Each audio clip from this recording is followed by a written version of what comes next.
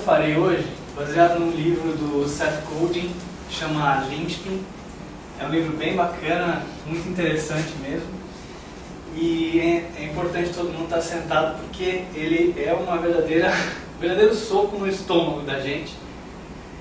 Fala algumas verdades e, assim, claro, né, importante, as coisas que eu vou falar não são ideias minhas, são ideias dele, né, que está no livro, e eu vou tentar transmitir essas ideias para vocês. É importante que vocês façam uma reflexão sobre essas coisas e tirem as suas próprias conclusões a respeito dessas coisas que eu vou falar. E a primeira ideia que ele fala no livro Linchpin, do Seth Godin, é que você é um gênio. Tá certo? Você é um gênio, apesar de que você pode pensar, caramba, mas tem uma diferença muito grande entre quem eu sou e quem os verdadeiros gênios da humanidade até hoje foram, né, representados. Mas, na realidade, o que ele quer dizer é que você é um gênio em potencial.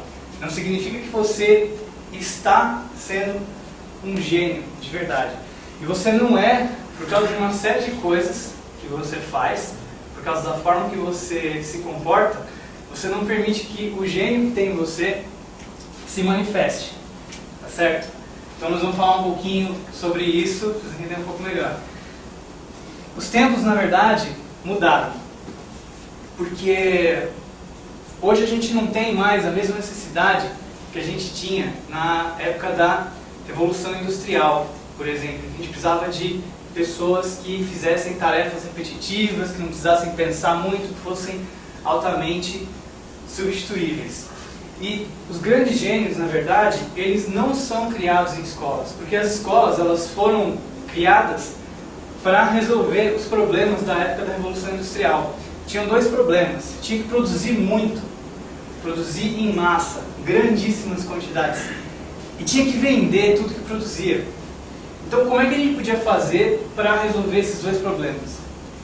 Uma ideia que tiveram foi: vamos lavar o cérebro de todo mundo, fazer as pessoas acreditarem, né, que elas têm que se tornar um trabalhador de fábrica em conformidade com tudo, e que desse jeito eles iriam conseguir alcançar uma vida de sucesso. Precisavam então de pessoas que fossem substituíveis facilmente. Não só pessoas, máquinas também, peças, né? Tudo tinha que ser facilmente substituível, não podia ter uma dependência grande de ninguém, porque senão aquilo não ia conseguir escalar para vários países e coisas desse tipo. Então era preciso que tivesse o quê? Empregados que fossem medrosos e manipuláveis. Quanto mais fácil fosse de substituir, menos aquela pessoa ia valer, tá certo? E por isso ia pagar menos para ela também. Então podia pegar qualquer coisa, pega o mais barato, porque na verdade é tudo a mesma coisa, é tudo igual, não interessa qual vem e qual não vem. Se você não quer, tem o outro que quer, e se ele aceita mais barato do que você, eu vou pegar ele, porque não tem diferença entre vocês dois. E um princípio que vem sendo aplicado nos dias de hoje para isso é a ideia de Mechanical Turk. A Wikipedia, por exemplo, dividiu, né, um grande projeto, que é uma enciclopédia, em projetos pequenininhos, e dessa forma conseguiu fazer uma grande coisa, uma alavancagem. Existe um serviço que a Amazon criou recentemente, é o Mechanical Turk também, que é como se fosse um mercado para trabalho. Então você fala: eu faço esse trabalho, e o cara fala: eu pago tanto, por exemplo. Esse tipo de trabalho são coisas manuais. Exemplo, você tem um site que exibe fotos e você não pode mostrar lá uma foto pornográfica, de repente, que as pessoas sobem. Então você põe lá um cara para ficar dizendo: é pornográfico? Não é? Não é. Para ficar clicando, fazendo um trabalho que a máquina ainda não faz, bem, na verdade, também manual, sem ter que usar muita criatividade, sem ter que usar muito do potencial. Um exemplo disso são transcrições de texto, por exemplo. Um projeto que custaria, por exemplo, $80 para pedir para um profissional fazer uma transcrição de um texto em inglês, ou na verdade de um vídeo ou de um áudio para texto, né, passa a custar $5 usando o Mechanical Turk da Amazon. Você pede para que cada pessoa faça alguns minutinhos ou 1 minuto, né, você vai pagar 15 centavos por minuto, vai dividir esse projeto, vai ter ele super rápido, pronto, e vai gastar muito menos com isso. Então, é a mesma ideia, na verdade, que vinha lá do Henry Ford, que estabeleceu a produção em massa. Então, tudo em pedaços, quebradinho, substituível, né? Peças dos carros e os trabalhadores também. Na verdade, o que acontece? Quem usa o Mechanical Turk ganha. Quem trabalha perde com isso. Certo? E por que então as pessoas se submetem a essa situação toda? Existe uma barganha de que vão tomar conta de você. E é uma barganha que todo mundo participa desse jogo. Qual o jogo? Se você for na escola, se você chegar na hora, se você fizer o básico, se você estiver na média, se você passar pelo que todas as outras pessoas da sociedade passam, sem fazer absolutamente nada de único, nada de diferente, a gente toma conta de você. Você não precisa ser criativo, você não precisa ser brilhante. O sistema foi criado para manter essa barganha. Só que existe um terceiro grupo de pessoas que não é nem o dono da fábrica e nem o operário. É o linchpin. O linchpin é o gênio. O linchpin ele consegue fazer o papel de ambos, porque ele é dono da sua própria forma de produção. Só que tem um porém. Se você quer um trabalho de linchpin, você tem que fazer coisas que não estão na descrição de um cargo. Coisa que ninguém te ensinou a fazer, coisa que ninguém te disse como tem que ser feito. Você não vai poder simplesmente seguir instruções. Não vai ser fácil. Doeu, né? Um exemplo dessa situação é que na Amazon uma vez eles bloquearam alguns livros por alguma razão e a internet inteira começou a descer a lenha dizendo que eles estavam utilizando censura e umas coisas assim, então estava prejudicando bastante a imagem da Amazon. E levou 36 horas para alguém se manifestar em relação àquilo. 36 horas na internet é como se fossem 10 anos. É um tempo imenso. Aquilo percorre um número de pessoas, uma quantidade inimaginável, né? Por que isso? Porque provavelmente não era o trabalho de ninguém. Quando a empresa tem um linchpin, não precisa ser trabalho de ninguém. Ele faz aquilo que tem que ser feito sem que ninguém mande, sem que esteja na descrição do trabalho dele. O linchpin, na verdade, ele é um artista. O ato de trazer humanidade, de conectar as coisas e as pessoas, é uma forma de arte. A arte, na verdade, é um presente do artista que transforma o destinatário, um presente que transforma a pessoa que recebe a arte. É uma coisa que causa mudança, uma coisa que causa transformação. A arte não precisa ser uma coisa decorativa, uma coisa bonitinha. Tem que ser uma coisa útil, de novo, que causa transformação. Um cozinheiro, por exemplo, ele não é um artista, porque ele segue uma receita, ele segue instruções. Já um chefe, ele cria novas formas de fazer um prato. Ele cria surpresa, ele cria alegria, ele transforma a pessoa que recebe aquilo. Os artistas verdadeiros, eles fazem coisas que importam, fazem coisas que desafiam o estado da arte, coisas que desafiam o status quo. E a arte é um presente que nem sempre você paga por ele. Você não pagou pela Mona Lisa, por exemplo, mas toda vez que você vê a Mona Lisa, você recebe um presente de estar vendo aquela obra. Toda vez que você passa por um prédio bonito na rua, é uma obra de arte que você não pagou, mas você recebe. Toda vez que você vê um iPhone na mão de alguém, mesmo que você não tenha um iPhone, você recebe o presente de ver um iPhone, que é uma obra de arte. Toda vez que você vai ao supermercado e a operadora de caixa sorri para você, ela não é paga para sorrir para você, aquilo é um presente, é uma coisa que te transforma, uma coisa que faz melhor. Linchpin são pessoas que trazem os corações e as almas para o trabalho. Um artista, ele não precisa pensar necessariamente fora da caixa. Existe esse termo, né? Pense fora da caixa. Por exemplo, Shakespeare, ele não inventou nem a caneta, nem o papel, nem as peças de teatro. Ele usou coisas que já existiam, mas ele inovou mesmo assim. Ele criou uma arte que ninguém tinha criado antes. Ele conseguiu dar aquilo que só ele podia dar. Muitos dos grandes artistas usam as mesmas tintas e cores que os outros usariam, os pintores, mas eles conseguem fazer uma coisa totalmente inovadora com as mesmas ferramentas. Então não necessariamente você precisa inventar algo totalmente novo para mostrar aquilo que só você tem, para mostrar aquilo que você é único. Aí no início a gente falou que você é insubstituível, né? É o grande slogan desse livro, né? Na verdade, ninguém é insubstituível, né? Mas tem pessoas que são muito difíceis de substituir, pessoas que são muito arriscadas de se perder. E tem organizações inteiras, grandes organizações, que são construídas em torno de um linchpin. Vocês devem conseguir pensar em algum, por exemplo, Steve Jobs na Apple, CEO, Jeff Bezos, CEO da Amazon, né? O Ben Zander da Boston Philharmonic e muitas outras pessoas que eu tenho certeza que vêm na mente de vocês. Organizações inteiras são construídas em torno deles. São pessoas muito difíceis de substituir. Por quê? Porque eles conseguem dar aquilo que só eles têm. Eles dão presentes, eles são artistas. Você quer que os seus funcionários sejam assim, sejam indispensáveis? Você tem que tratá-los bem, tem que pagá-los melhor. Só que é complicado porque é amedrontador saber que você passa a depender de alguém. Lembra do Ford? Ele não queria depender de ninguém. Ele queria gente que fosse facilmente substituível. E aí, eu estou dizendo para você que você tem que ter gente que não seja facilmente substituível. Eles têm poder. Porém, uma organização que tem linchpins, pessoas que não são fáceis de substituir, é indispensável.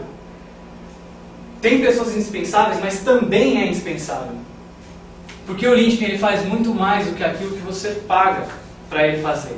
E as estruturas das empresas de hoje vão contra essa ideia. Não permitem que as pessoas manifestem essa genialidade que elas têm. As empresas foram feitas, estruturadas, para que as pessoas de cima saibam mais. Se você for ao McDonald's, esse exemplo já falei para vocês, mas de novo, se você for ao McDonald's, pedir um Big Mac e uma Coca-Cola, tomar metade da Coca-Cola e comer metade do Big Mac, pegar a outra metade do Big Mac e enfiar dentro da Coca-Cola, for até a operadora de caixa e falar, eu não consigo tomar minha Coca-Cola porque tem um Big Mac dentro, ela ou vai te dar o dinheiro de volta, ou vai te dar outro Big Mac e outra Coca-Cola, porque é muito mais fácil dar uma regra para as pessoas seguirem instruções do que ter pessoas capazes de julgar. E eu vou falar mais uma coisa para vocês. Os chefes mentem. Eles dizem que querem pessoas que façam exatamente o que eles disserem. Pessoas que cheguem na hora, que cobrem barato, que não sejam caras. Mas, espera um pouco, você já parou para pensar que se isso fosse verdade, por que as estrelas, né, das organizações, por que as pessoas que são promovidas, elas não agem dessa maneira? Porque na verdade, eles querem artistas, querem pessoas que mudam as coisas, que transformam sonhos em realidade, que conseguem escrever e trabalhar por um melhor amanhã. Mas, onde que está a arte afinal? Quando você olha um quadro que nem a Mona Lisa e você fala assim, eu também posso pintar um quadro como esse, eu também posso fazer isso. Você está perdendo o ponto. Porque todo mundo, na verdade, pode aprender a técnica. Por mais difícil que ela seja, por mais complicado que ela seja, pode copiar aquilo. Só que o insight, a bravura de criar uma coisa que ninguém tinha criado antes, de desafiar o status quo, é isso que vale a pena. Quantos de vocês já devem ter pensado, nossa, eu tive a ideia de criar um eBay. Muitas pessoas tiveram a ideia, e muitas pessoas até sabiam como criar um eBay. Mas, quantos criaram um eBay? Né? Ai, dói de novo. Uma outra verdade é que o conhecimento nos dias de hoje já não é mais suficiente. Porque a informação está na internet, está para todo mundo. Não importa mais a informação que você tem, aquilo que você sabe. O que tem valor é o conhecimento mais o discernimento. Que é a capacidade de usar bem aquele conhecimento que você tem. Aí que está o valor. Cada trabalho que você faz é uma oportunidade de fazer algo único, de criar algo único que nunca foi feito. 2 exemplos. Steve, o caixa. Dá pra ver que é um cara que reclama. Ele odeia o trabalho dele. Ele reclama e enrola o dia todo. Ele acha que ele não é pago o suficiente para dar o melhor dele. Não olha nos olhos dos clientes, não sorri para os clientes. Ele sempre está esperando um próximo trabalho para poder dar o melhor dele. Uma próxima oportunidade, achando que as coisas vão melhorar. E tem a Melinda, que também é caixa. Só que ela decide dar o melhor dela. Provavelmente ela não vai ficar muito tempo nesse trabalho de caixa. mesmo que ela tenha que mudar de empresa. Se você não é um linchpin, você é um commodity. Sabe o que é commodity? Batata, feijão, essas coisas. É tudo igual. Não interessa qual você pega. Você pega o mais barato. Não faz diferença nenhuma. Então toma essa. Agora, para tudo. Para. Porque isso, na verdade, é para você. Isso que eu estou falando é para você. Lu, Ricardo, Robson, China, Ismael, Douglas, Antônio, Júnior, Well. Para vocês que eu estou falando isso. Não se engana dizendo que esse papo de gênio é para as outras pessoas, porque é só para quem tem melhores circunstâncias, melhores relacionamentos, nasceu numa família melhor, sei lá. Se o Nelson Mandela, por exemplo, pensasse desse jeito, ele não ia ter mudado o mundo de dentro de uma prisão. Se o Steve Jobs pensasse assim, ele não ia ter pais adotivos. Aliás, se o Steve Jobs pensasse assim, ele não faria o que ele fez porque ele tinha pais adotivos. Ele poderia dar isso como desculpa. Quantas pessoas com menos recursos do que vocês têm, do que nós temos, já fizeram coisas extraordinárias? Na verdade, quase todo trabalho pode ser transformado, quase todo trabalho pode ser humanizado. Então, a gente tem que parar de dar desculpa, tem que parar de dizer que você não é inteligente o suficiente, talentoso o suficiente, que você não tem recurso suficiente. Dá um tempo, né? Faz um compromisso com você mesmo de se tornar uma pessoa indispensável. Você pode até não querer, mas isso é totalmente diferente de não poder. Então, se você preferir, segue ordens e será recompensado, mantenha a cabeça baixa, chega na hora, trabalha duro e engole. O mundo precisa de mais pessoas humanas conectadas, pessoas astutas, matutas, capazes de ver as coisas como elas realmente são, capazes de enxergar a realidade, de tomar decisões, de serem flexíveis, se adaptar às mudanças. E todas essas coisas não são talentos, são escolhas. Essas coisas estão disponíveis para nós. Espera aí. Então, você está me dizendo que eu tenho que parar de seguir instruções e começar a agir como um artista? Alguém que sonha com novas ideias e as traz para a realidade? Alguém que encontra novas formas de interagir, novos modos de emocionar e conectar as pessoas? Alguém que se comporta como um ser humano e não como uma máquina? É isso mesmo. E na verdade, todo mundo tem um lado artístico. Só que esse lado artístico ele fica muito inibido devido a uma coisa chamada Lizard Brain. Seria o nosso sistema límbico, o nosso cérebro límbico. Lizard Brain é aquela voz que diz para você que é arriscado demais, que é melhor você seguir ordens, que é melhor você fazer exatamente o que todo mundo faz. E uma das coisas que define um linchpin de um não linchpin é justamente a forma de enfrentar os medos, porque o linchpin ele reconhece os medos que ele tem e ele enfrenta o Lizard Brain. O Lizard Brain é a resistência, o linchpin enfrenta a resistência. A resistência é aquela voz que fala para você ligar a TV, que fala para você ir checar o Twitter, ao invés de fazer o que você tem que fazer. Um linchpin tem que aprender a ficar na zona de desconforto, que significa que ele tem que estar aprendendo, arriscando e enfrentando seus medos o tempo todo. Então a ideia aqui é que você deve procurar reconhecer a voz da resistência. A resistência quer que você vá ver TV, cheque o seu e-mail, fique fora de tudo que te faz arriscar, que você não busque os seus sonhos. Nós olhamos o Twitter, checamos os jornais por medo de ficar desatualizados. Deixamos de fazer as escolhas certas por medo de falhar. Deixamos de vender, deixamos de entregar, deixamos de fazer por medo, tá certo? Então, desafie a resistência, mesmo quando você não tem certeza de que algo vai dar certo. Essa que é a ideia. De que forma que você pode estar oprimindo a sua genialidade? Tem milhares de tarefas que você faz que não agregam valor nenhum, que você poderia deixar de fazer. Geralmente essas tarefas são algumas formas de você inibir a sua genialidade. Outra coisa, Shempa. Shempa é uma palavra hindu que significa coçar a própria coceira. Então,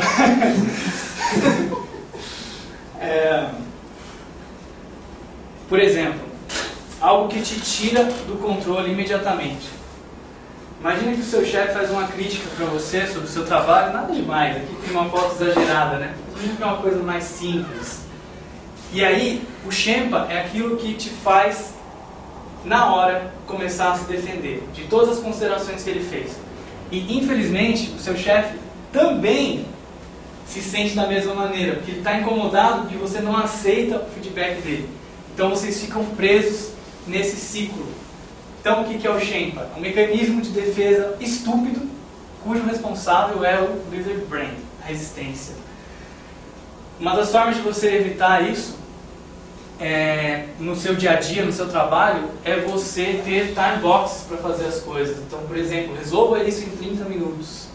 É uma das maneiras de você evitar. É importante você pensar um pouco sobre isso, né? Aonde está a sua coceira? Quando que você entra nesse estado de defensiva, né?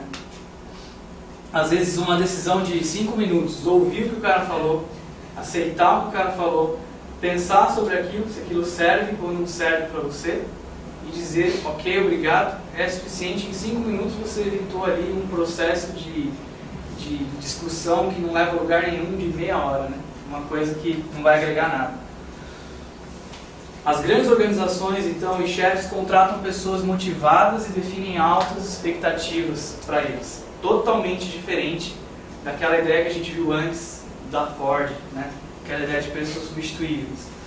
Uma das coisas que o Lynch precisa fazer é sair da mentalidade de pobreza. A mentalidade de pobreza é aquela que diz que se eu me doar eu perco, se eu der eu perco, né? O mais que você tiver, o menos que eu tenho. Então, aquela pessoa que se guarda no trabalho, por exemplo. Aquela pessoa que tenta dar o mínimo possível. Aquela pessoa que diz, eu não sou pago para fazer isso. Mas, na verdade, quando você doa, você recebe mais do que você doou. Você cria sinergia e todo mundo se beneficia.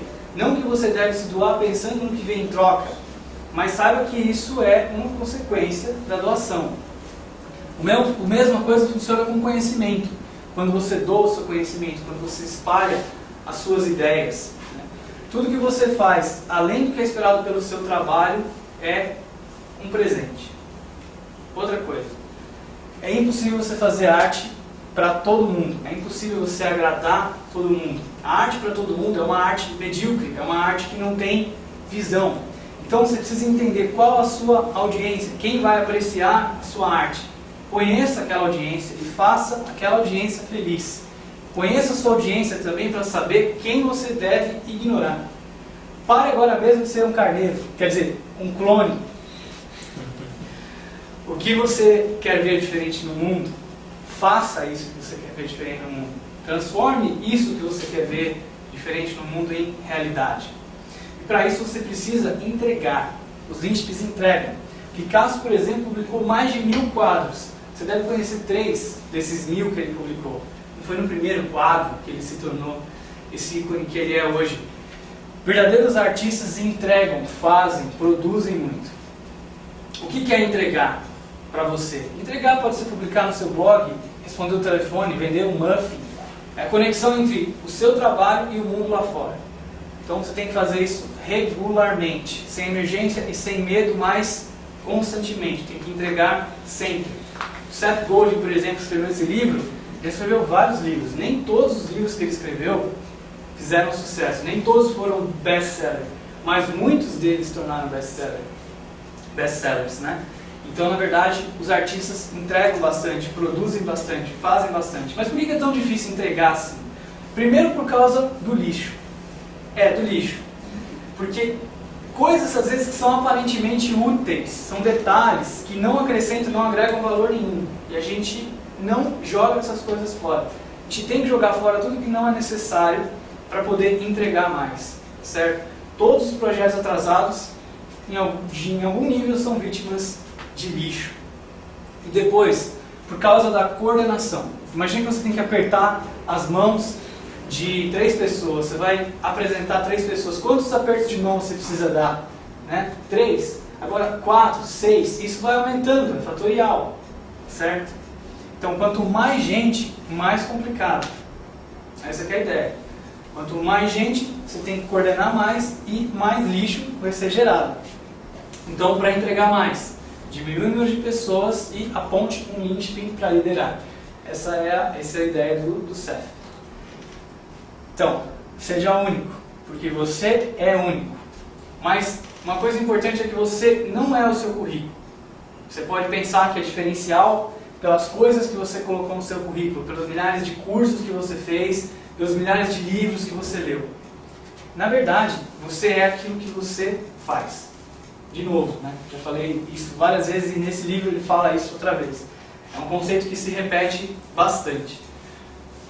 Então, você pode, por exemplo, criar um blog e mostrar as coisas boas que você faz. Faça com que outras pessoas tenham você como referência. Apareça no Google como uma grande referência naquilo que você tem paixão em fazer, naquilo que você gosta. Trabalhe por isso, mereça isso. Ao invés de receber instruções de alguém do que você deve ou não fazer, descubra o seu caminho e faça de modo único. Interaja com todo mundo, com clientes, com colegas, com todas as pessoas que cruzarem o seu caminho. Não tenha medo de conversar, de dialogar. Lembrando, tudo isso que eu estou falando é sobre você. Então é importante que você pense sobre como você se comporta em relação a essas coisas. Para de reclamar, contribui para o mundo e dê os presentes, faça a arte que só você pode fazer. Para de apenas trocar um dia de trabalho por um dia de salário. Pensa na arte que você pode criar, aquilo que você pode fazer de único, na diferença que você pode fazer. Porque você é um gênio. Só mais uma coisa. Para de dizer obrigado. Começa a dizer obrigado e. Obrigado e eu devorei as páginas do seu livro, por exemplo.